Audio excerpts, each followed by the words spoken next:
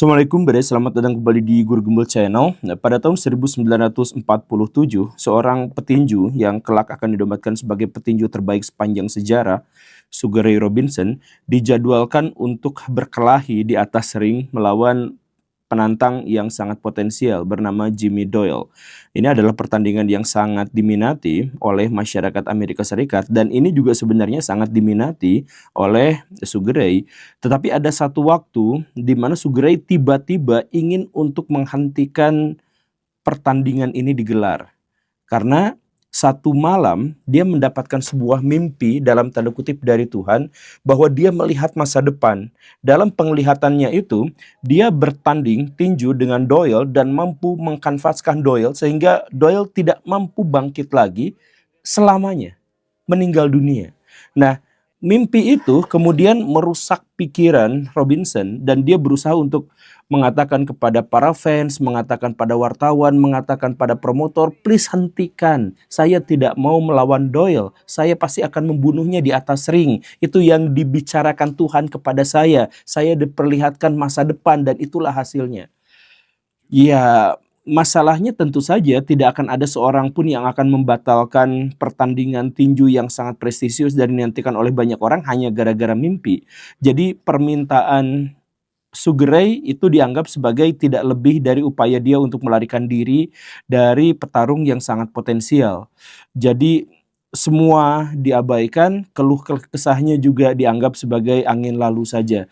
Bahkan promotor menghadirkan seorang pastor bernama Edward Carter itu untuk menenangkan Sugar Ray. Dan akhirnya Carter itu mengatakan, Sugar Ray, kamu adalah petinju hebat, kamu harus lakukan ini sekali juga, insya Allah tidak akan terjadi apa-apa, jangan kebawa sama mimpi, mimpi itu berasal dari setan, tidak ada seorang pun dari kita yang bisa melihat masa depan, kalau kamu disuguhi oleh mimpi-mimpi semacam itu, percayalah itu bukan dari Tuhan, tapi dari setan, jadi abaikan saja, ayo bertandinglah, karena nanti kamu bakal dapat cuan, saya juga kecipratan, dan seterusnya, dan seterusnya. Dan pertandingan yang dimaksud itu pada akhirnya digelar, dan di ronde ke-8 tepat persis seperti mimpinya. Sugar Ray Robinson memukul rahang Doyle dengan begitu telaknya sampai Doyle jatuh tersungkur, dihitung 1-9 tidak bisa bangkit walaupun dia merangkak dengan sikunya dan akhirnya pergi dari ring dengan tandu. Tak lama setelah itu ada kabar dari rumah sakit bahwa Jimmy Doyle meninggal dunia karena kerusakan otak dari hantaman pukulan itu. Dalam hal itu, kita mengetahui bahwa seorang petinju yang sama sekali tidak dianggap sebagai agamawan itu ternyata mendapatkan penglihatan dari Tuhan. Entah karomah atau apapun, tapi dia mendapatkan itu. Dia mendapatkan sebuah mimpi yang ternyata itu adalah penerawangan tentang masa depan. Sebaliknya, pendeta tadi itu, Pak Carter itu, kenapa dia disebut sebagai pendeta? Kenapa dia disebut sebagai agamawan? Kan dia gagal untuk mencapai pencerahan, gagal untuk dekat dengan Tuhan. Dia tidak mampu memiliki kemampuan spiritual tertentu. Jadi kenapa dia dianggap sebagai seorang pendeta? Coba, menurut Baraya kenapa dia dianggap menjadi seperti itu? Atau contoh yang lain lah, pada tahun 1968, seorang gadis berusia 16 tahun bernama Annalise Michel itu dikabarkan oleh dokter memiliki penyakit dalam tanda kutip yaitu epilepsi yang membuat dirinya itu sering kejang-kejang dan kemudian kadang-kadang juga mengalami delusi atau hal yang semacam itu. Ya sebenarnya vonisnya selesai sampai di situ, tetapi pada waktu itu ada dua orang pastor di Jerman yang mengatakan bahwa kamu tuh bukan epilepsi, kamu tuh kerasukan iblis. Ada agares dalam tubuh kamu. Jadi kamu harus diruqyah setiap hari. Kamu harus menjalani ritual begini dan begitu setiap saat begini dan sebagainya. Annelies Michel yang seorang religius itu terpapar dengan sugesti itu dan dia mulai mendiagnosis dirinya sendiri bahwa ya memang selama ini saya tuh ada setan dalam diri saya dan dia berusaha untuk membunuh saya dan begitu seterusnya.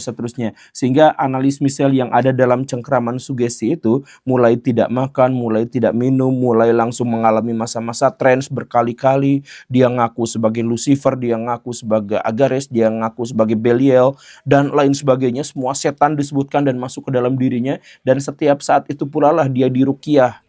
Ada exercise gitu sama gereja Katolik di Jerman itu. Begitu seterusnya sampai Dia meninggal dengan cara yang paling menyakitkan. Selama 5 tahun dia jadi gila, tersiksa, batinnya, mentalnya, fisiknya. Dia sampai harus diikat di ranjangnya, dia sampai harus, maaf ya, BAB di dalam kasurnya. Padahal dia adalah gadis yang sangat cantik dan berprestasi sebelumnya.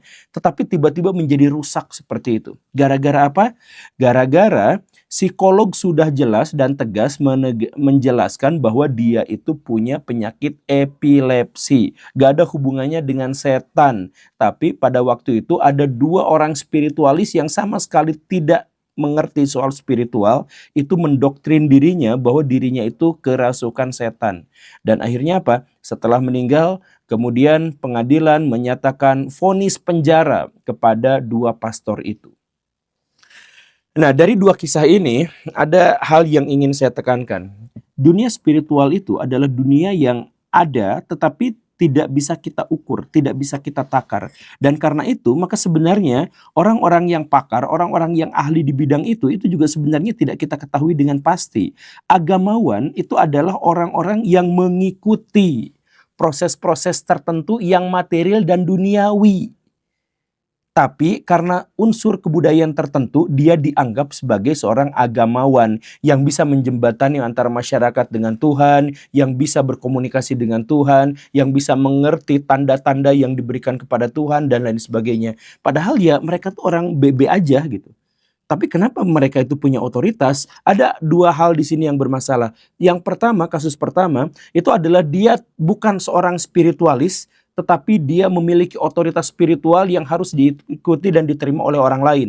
Masalah yang kedua bahkan lebih parah lagi. Dia yang seorang spiritualis dan sama sekali nggak ngerti soal psikologi, nggak ngerti sama sekali soal neurologi, nggak ngerti sama sekali soal rekam medis, tetapi dia memiliki otoritas untuk mempengaruhi dan mendiagnosis orang lain bahwa dirinya itu kerasukan. Untuk saja 2 kasus itu terjadi di negara maju sehingga itu tidak menjadi sebuah fenomena. Tapi di negara non jauh di sana, negara yang terbelakang, negara yang tidak maju dan sebagainya, fenomena-fenomena seperti itu tuh adalah fenomena keseharian di mana orang yang sama sekali tidak mengerti tentang Tuhan dan tidak menjalani spiritual tertentu tentang Tuhan itu memiliki otoritas ketuhanan, dan bahwa dia yang sama sekali tidak memiliki pengetahuan dan kesadaran terkait dengan dunia sains itu justru malah dinobatkan sebagai orang yang memiliki otoritas sains gitu. Banyak nih, coba Baraya relate nggak dengan contoh-contoh kasus yang akan saya jelaskan berikut? Kalau Baraya merasakan bahwa apa yang saya sampaikan ini cocok dengan pengalaman Baraya, maka ada kemungkinan Baraya hidup di negara yang miskin dan terbelakang. Ini contohnya ya. Nomor 1, ada orang yang sakit. Seharusnya orang yang sakit itu datang ke dokter dan mendapatkan pelayanan kesehatan yang memadai. Tetapi di negara itu bukan ke dokter, tapi ke dukun atau keagamawan untuk diruqyah. Oh, kamu nanti gini, dikasih jampi-jampi atau dibekam begini begitu dan sebagainya. Dikasih garam juga misalkan. Dan akhirnya apa? Endingnya adalah bisa aja dia meninggal, cacat permanen, atau sakitnya tidak kunjung sembuh. Mengalami hal yang seperti itu? Oke, itu contoh yang pertama. Yang kedua, ada istri. Dia tuh punya pengalaman, punya masalah keluarga dengan suaminya. Tapi dia bukan curhat ke psikolog, bukan curhat ke psikiater. Dia curhatnya malah ke agamawan. Nanti sama agamawan dikasih, oh ini fikih pernikahan tuh gini. Akhirnya dia tetap terjebak pada pernikahan yang tidak bahagia. Dia mengabaikan pakar sains dan dia malah menyerahkan masalahnya itu kepada pihak yang sama sekali nggak ngerti soal psikologi dan sains. Ada yang seperti itu, ada kasus lagi seperti ini. Ada sebuah negara itu sudah menjelaskan bahwa ini dianggap pahlawan nasional, ini dianggap pahlawan nasional, ini dianggap pahlawan nasional, beserta dengan biodatanya. Tapi tiba-tiba muncul seorang agamawan yang mengatakan, oh sebenarnya identitas yang diberikan oleh pemerintah itu palsu, karena yang aslinya itu adalah pahlawan ini tuh beragama anu, jadi tidak sesuai dengan apa yang dipropagandakan pemerintah kepada kita gitu. Itu jadi agamawan gak ngerti soal sejarah, tapi dianggap sebagai orang yang bisa berbicara dalam konteks itu. Kemudian ada masyarakat yang senang sekali dengan bekerja, giat sekali dalam bekerja. Tiba-tiba muncul agamawan yang dia diakui oleh banyak orang, kemudian mengatakan, Untuk apa mengejar dunia? Itu kan cuma sebentar saja. Bayangkan akhirat itu kehidupannya lama sekali. Sedangkan kalian sekarang mengejar-ngejar harta duniawi yang tidak seberapa. Kenapa kalian tidak melakukan tindakan-tindakan yang berhubungan dengan kehidupan setelah kematian? Nah, begitu-begitu. Akhirnya apa? Masyarakat yang produktivitasnya tinggi tiba-tiba langsung jatuh sejak saat itu juga. Dan kemudian ikut ya pada kajian-kajian si agamawan itu untuk menambah pundi-pundi cuan buat si agamawan itu. Apakah ada yang seperti itu? Oke, ada kasus yang lain lagi. Ada seorang anak yang kritis dalam berpikir, dia itu hebat dalam berlogika. Tetapi kemudian datang seorang agamawan yang mengatakan berpikir itu jangan terlalu liar, jangan kritis. Kalau misalkan kamu berpikir seperti itu, nanti kamu seperti kaum itu tuh yang terlalu banyak nanya dan akhirnya gagal untuk memahami agama. Udah, kalau misalkan kamu mendapatkan materi-materi tentang keagamaan, diam saja, ikuti saja, taati saja, jangan membantah. Ya, ikuti saya, gak usah kritis. Bahkan bikin sebuah lembaga yang semua di sana itu gak boleh nanya, gak boleh kritis, gak boleh apa-apa. Bahkan ketika lembaga itu akhirnya juga menghancurkan pendidikan dan peradaban, itu juga masih dibiarkan saja. Karena apa? Karena orang yang tadi tidak memiliki otoritas, gak ngerti psikologi, gak ngerti sains, gak ngerti soal pendidikan, gak ngerti soal manajemen dan sebagainya, tapi malah dianggap sebagai agamawan yang memiliki hak untuk berbicara di bidang itu. Ada nggak yang seperti itu? Atau misalkan ada kasus yang lain lagi. Ada orang yang hidupnya kesusahan luar biasa. Dia tuh terlilit utang. Nah, dia tuh bukannya dibantu bagaimana caranya memanage keuangan. Dia tuh bukan dibantu untuk bagaimana caranya lepas dari kemiskinan. Bukan. Tapi malah nanti kamu setor ke saya 25.000, cukup dengan 25.000 rupiah saja, maka kamu itu akan didoakan oleh semua penghafal kitab suci. Sehingga nanti hutang-hutang kamu akan lunas dengan seketika. Karena cukup bayar 25.000 itu untuk menyantuni orang-orang yang menghafal, nanti kamu semua beban masalahnya akan hilang. Ada yang seperti itu? Ada. Ada juga orang yang mau nikah. Orang yang mau nikah itu mikirin, aduh nanti penghasilannya berapa ya, saya hitung-hitung dulu deh, gini gitu. Tiba-tiba muncul agamawan. Agamawan itu mengatakan, udah rezeki makan langsung dari Tuhan, kamu tuh jangan menggantungkan rezeki kamu itu pada orang lain, pada pihak lain. Nikah aja dulu, nanti rezeki mah akan ngikut dengan sendirinya. Akhirnya pernikahannya kacau. Karena fakir miskin, akhirnya apa? Anak-anaknya terlantar. Akhirnya anak-anaknya tidak bisa dinafkahi dengan baik. Sekolahnya juga cari sekolah yang gratisan. Atau disimpan di sekolah asrama yang mengajarkan nilai-nilai agama dan sebagainya dan sebagainya. Menurut Baraya relate nggak dengan pengalaman-pengalaman yang tadi seperti itu? Dan pengalaman itu adalah fenomena. Sama seperti kasus yang terjadi pada Sugray Robinson dan Annalise Michel. Jadi ada orang yang sebenarnya tuh nggak ngerti soal spiritual, nggak bisa berhubungan dengan Tuhan, nggak apa, tapi hanya gara-gara bisa bahasa tertentu, bisa menafsirkan dengan cara tertentu, kemudian menggunakan pakaian yang menjadikan simbol-simbol keagamaan tertentu, maka dia memiliki otoritas untuk menjawab semua masalah. Ada sejarah, ada sains dan lain sebagainya. Dia memiliki otoritas untuk itu, gitu. Ada nggak yang seperti itu?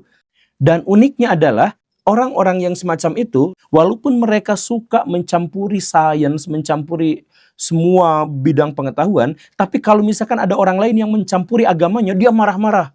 Kamu siapa? Kamu kan nggak ngerti agama.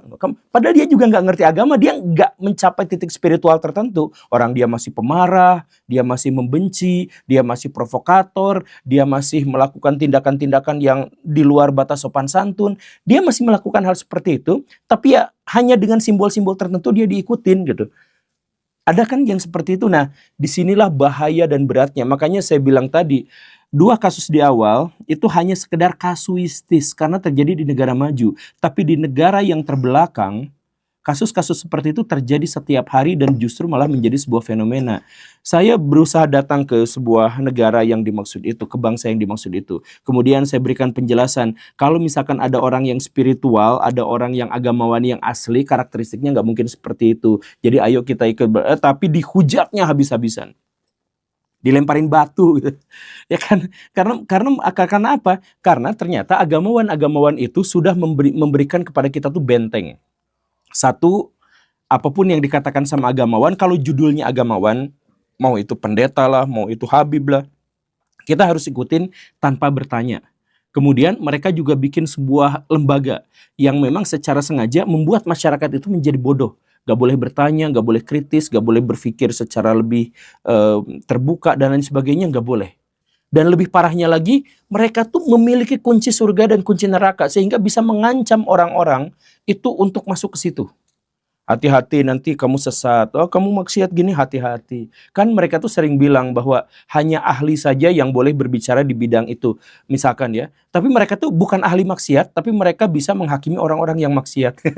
Ya bercanda itu mah. Tapi selalu seperti itu. Dan kemudian mereka juga bukan hanya memiliki kunci surga, mereka menghakimi orang segala rupa, tetapi mereka juga bahkan sampai bisa menggerakkan massa dan bisa menggerakkan pengadilan. Bisa sampai divonis sekian tahun penjara kalau tidak sesuai dengan keinginan dan kepentingan mereka. Di saat yang bersamaan mereka malah melakukan tindakan-tindakan yang merusak alam, berkolaborasi dengan pemerintah yang korup, mereka sendiri ikutan korup dan lain sebagainya. Ya, tapi mereka masih dipercaya. Masih dipercaya. Karena apa? Karena mereka ada di sebuah negara yang terbelakang. Jadi bagaimana caranya supaya menjadi negara yang lebih maju? Ya, terima kasih karena sudah menyimak. Saya Guru Gembul. Assalamualaikum warahmatullahi wabarakatuh.